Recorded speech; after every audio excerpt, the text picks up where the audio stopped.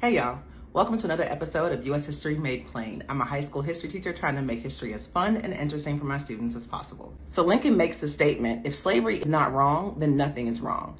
So now the Republicans jump on Lincoln and like, hey, why don't you represent us as our candidate for the Senate?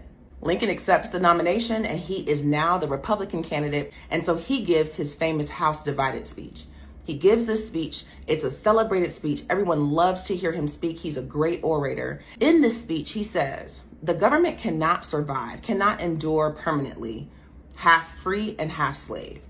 So right there, he is making a very bold statement. So Southern Democrats are like, oh, who is this radical, Republican y'all got out here trying to end slavery? And he's not even in politics yet. He's literally just a congressman trying to become senator.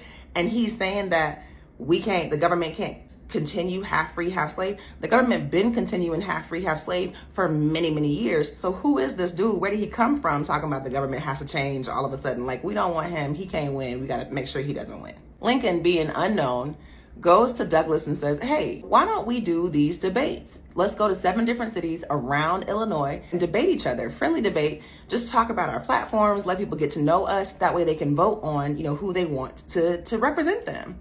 So Stephen Douglas was like, this is my state. I'll debate you anywhere. We could debate right now. I'll go anywhere. I'm cool with that because these are my people.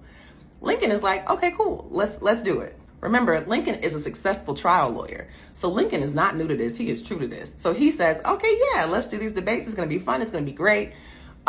He had a field day with Douglas. Douglas was not ready. He was not ready for Mr. Lincoln whenever they went to these debates. And it changed the course of history.